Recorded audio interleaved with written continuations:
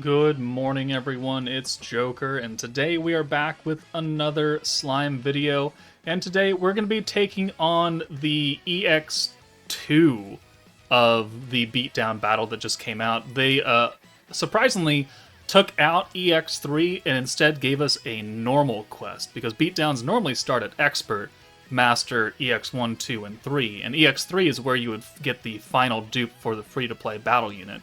But it looks like they're throwing a bone to some newer players and dropping it down a difficulty.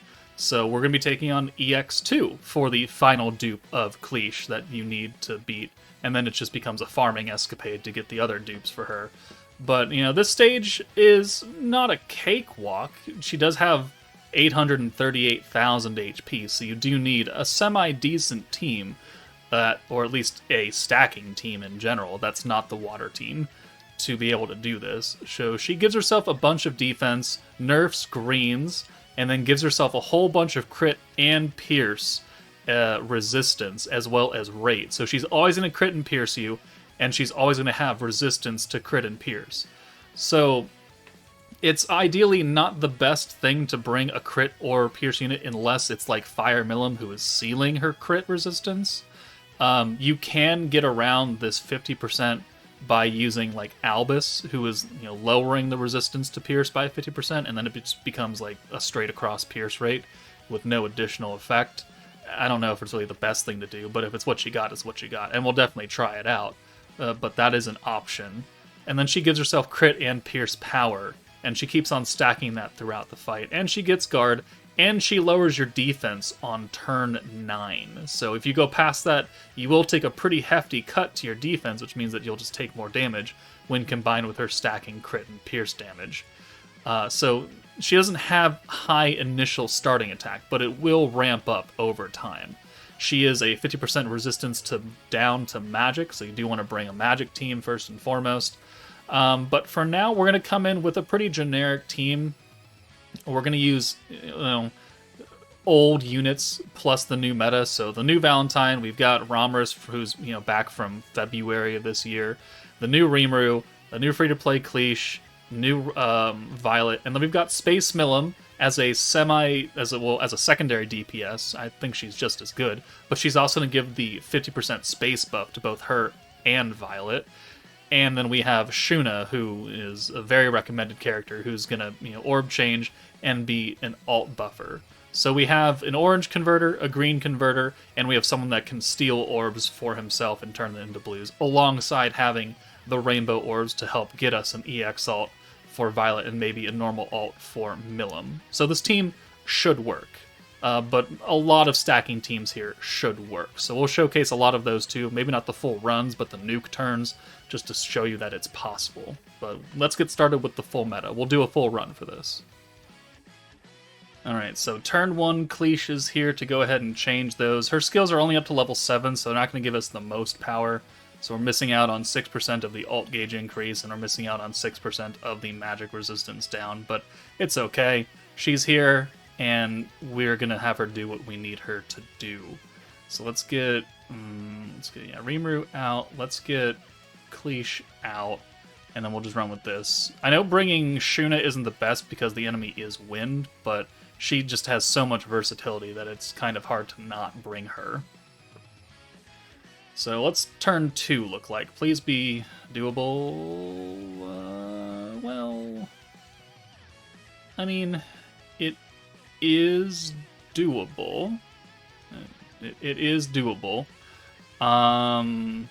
We can yoink those with Rimuru and then use both him and Cleesh to convert. So it's either that. No, we have to do that because that green over there. No, you know what? Let's save Rimuru's. Let's just use Cleesh and Shuna instead.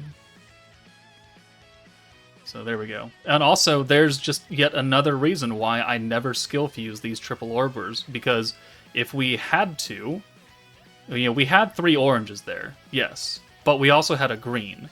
And if we had if we had this skill at 30 and this skill at 30, we did not have enough points to do anything about it. Now, we could have used maybe Reamer to come in for Shuna and use that, and then the triple orb change, but I didn't want to use his yet. So there's just another feather in my cap going over. I don't like the triple orb changing fusions, but that's my own agenda, so you don't have to listen to me if you don't want. But that's just me tooting my own horn, I guess. So, synergy guaranteed right there, super weak point damage. Looks really nice. Oh, and a crit, which we don't want. Okay. Now, here we go. Here's something that's not overly great, but again, we can get out of it using the same skills that we did earlier. So let's do this orb change and this orb change, and that should cover everything. Perfect. We don't quite have enough points to use the rainbow orbs, but Milim is going to get her ult here, which is important because we only need a little bit for her versus we need, a double ult for Violet. So this is much better, and once we get Milim out of here, she doesn't really need to be up front. She is the sub DPS, so the stacks from Lumi would help her, but it's not the whole point of this showcase. I want Violet to have orbs, but she's not really getting any either. So let's get one more stack on. This will probably be the last stack I put on Milim before she just doesn't exist up here anymore. And then let's take her out. Let's use the Drago as well. That way we don't have to worry about that. Okay. So you come out of here, and... Man. Okay. What are we gonna do here? We got a bunch of orb changing. We can do something here. Do I want to, though? Yeah, okay, so let's do this instead. So let's bring Rimuru in for Cleash. And yoink all those orbs, and then use the Violet change. Yeah, and that'll cover everything. Alright, so hopefully next turn we get a bunch of Violet orbs. We're going to have an ult for her, though. That's actually not what I want to have happen. What if we just send the 5? Yeah, what if we just do this? I think I might intentionally nerf myself and do that.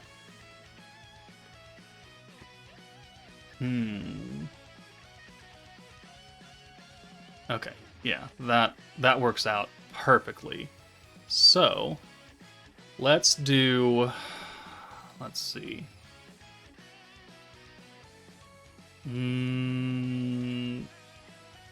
Let's do this orb change. We'll take Shuna out for Cleash.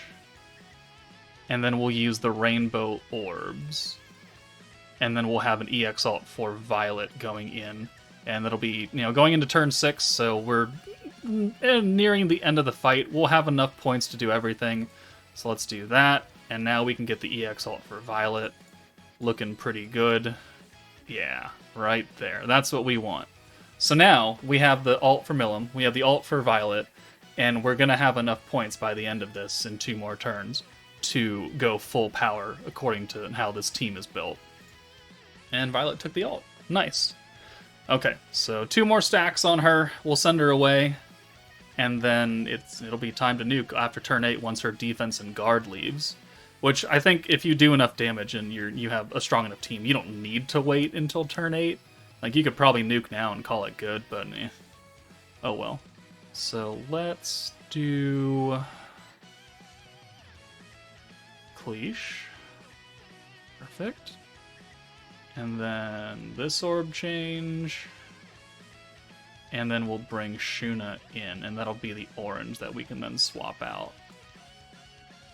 Or, change here. Perfect. Alright. We might even have a Cleash ult. We will have a Cleash ult. We'll have everybody's ult, actually. Wow. Perfect. I think this is my actual first time using Cleash in general. So... Okay, well, that's a terrible hand. Rimuru lowers defense. What does Cleash do on her ult? Guard penetration. I don't really know if that's necessary. Let's just do this. You know what? Let's just do this and ensure that everybody has an orb to bring in. So, yeah. That sounds like a better plan. We have enough points to do the nuke.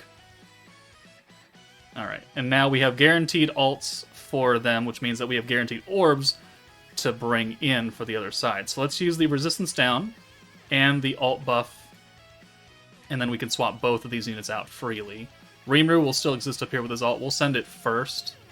And let's see, you can come out for Cleash, and you can come out for Shuna. You can come in for Shuna. Alright, so let's use the magic buff and the space buff. I kind of want to send Milim first to see how much she does. She has much less stacks than Violet, but I do want to see just how hard she hits in general. So this will be telling. Rimuru, 155, okay, he's the AoE, but lowers defense. 476 for Milim, and then Violet would have done like 1,000,000 or something. Maybe a little more than, or maybe less than that, but still. There we go. Milim can work just fine if that's all you have and you don't have Violet. You'll be missing an orb changer, but if you have Guy or Megamine, then you'll be fine. So there we go. There's EX2 done with, you know, the meta and some older units. Let's try out some other stacking teams that can get the job done. Alright, next up, we're going to use the light team with the new Violet in case you have her. You know, you could easily swap Megamine out for somebody else in case you don't have them, and Violet can take the spot for the orb change. And you can put in another support. If you have Summer Shizu with the weakness buff, if you have the Octogram Lumi for the additional permanent alt damage buff, I mean, there's a number of options that you can put on this team. You could put Fire Milim and seal the crit resistance and then give yourself the crit. That's a pretty effective buff as well, as long as you can seal it. So, I mean, there's a bunch of options, but we're going to run this team. I'm not going to show the entire run because obviously a stacking team is a stacking team. I don't think you guys need to see 8 minutes of me stacking. I think we'll just get to... I'll show you the team, we'll get to the nuke turn, and it'll be the proof of concept that the team is strong enough to take out EX2. I think that's what we're going to do for the next, like, 3 clips or something. Alright, we are on turn 8, ready to nuke. We've got many stacks of Shuna going on for Raphael. So even though this Hinata has that pierce resistance, once again, Shuna says, I don't really care. So let's get the attack buff, let's get the alt buff, we'll get the magic buff. Like, we're just way too strong. And when I say way too strong, like, really strong. So let's do 1, 2, and then we have just enough to use one more stack of, not stack, but we have enough to use the magic buff as well. So this is a very cost-hungry team, but it's gonna do the job just fine. So Milim doesn't have an orb, so that's fine. We'll do that, and now we shall see the insane power. We'll send 1 orb. I want to see how much 1 orb does, and then we'll nuke. 102k, alright, that's not bad. And we do 1.3 million. Get out of here. Get out of here. Alright, so there's that, and let's come back with the next stacking team that can take this on. Alright, next is the Konosuba team. So we have Megamine, who's going to be the alt buffer plus the magic buff that she gives herself. We're gonna bring Aqua because technically this Hinata does have pierce resistance. It's only 50%, and we're buffing our pierce power by 60%. So technically, it should offset. You know, we'll see how that actually goes. But we also have, you know, skill fused Shizu giving us the fire buff and fire resistance down. Cosmo giving the, you know, attack and defense debuff, and then we'll be stacking alt damage with Rimuru. So if you were, you know, here during the Konosuba collab and you've got this team, even if Shizu isn't skill fused, you could replace her with somebody else. If you have the new anniversary Hinata, that'll work because she gives the fire buff. Or if you have the Violet, you can just put her on here as well. So, I mean, this team should be able to do it just fine. It's magic. The only thing is we're bringing 2 water units against a wind enemy. So that's just something you gotta look out for. Alright, turn 8. Let's see how much damage we can do here with an EX alt from Megamine. So we got a lot of darkness orbs to swap her out for, so that's nice. We also have an Aqua alt, which I guess is cool. You know, she has type advantage, but she's going to have a lot of buffs regardless, so she should do some damage. It's not an EX alt for her, but you know, it's still something. So let's go ahead and put the buff, and then we'll have just enough to use the fire buff from Shizu, and that will get us to full power. At least on Megumin, because, Aqua won't benefit at all from this. Yeah. So let's see how much she does to begin with, and then we'll send these, and then we'll send the Megumin. Aqua... 116. Alright, that's not great. 8,000. 24k on the Megumin orb with the Pierce, and then Megumin herself does 585, which is still enough to kill. Alright, so, I mean, it's doable. Yeah. I mean, maybe instead of Darkness, you brought somebody else, and if you're not high at dupe level as my Megumin, she's, 112, you could supplement that with another damage buffer, Dark Valentine or something, and you could probably get away with it. But let's do one more stacking team, because, there's a few. Alright, this time instead of using a Pierce focus team, we're going to use a crit focus team to see if we can do enough damage to bypass that while still maintaining the required amount of damage. So here, I mean, we've got the Warrior's Mind, the 1.5 anniversary team. It's physical, so already it's not going to do as much damage as a magic team would. We do have 2 space units, but they're AoEs. We've got, EX Rimuru, both of them. So we have 2 single targets that can potentially do a lot of damage. Plus, with the power of Rimuru, we're going to be able to get EX ults pretty much guaranteed for Guy and him. So then it just boils down to, can we do enough damage against the crit nerf to make it worthwhile? We're going to find out. We're also putting EX Mirren on him. We're flipping them around. If we want these two to be single target damage dealers, we're going to give them single target stats. So now we can start. Alright, so here we are, turn 8. Her defense is gone. We have the EX ult for Guy, Rimuru, and Valentine in the back, so we are pretty much ready to go. So let's do the crit damage and ult resistance down here. And then let's see, 8, 16, 24, 32. So yeah, we have enough. So we can use the extra, we can use both the Lumi buff and the Rimuru buff, because Lumi's is 50% physical attack and crit resistance down. Rimuru's is 65% physical, so an extra 15% plus physical resistance down. So, I mean, we can combine the power of both to just make us hit harder, and then there's no reason why we shouldn't. So we'll do this, we'll give that to the 2 single targets because they're going to be more important, and then we'll bring Rimuru in, use his buff, and then we'll use Valentine's buff, and then Guy's buff. So this is guaranteed crits. Let's see, what kind of hand do we have? We've got... Okay. Okay, that's not really going to work out for us, but it is okay.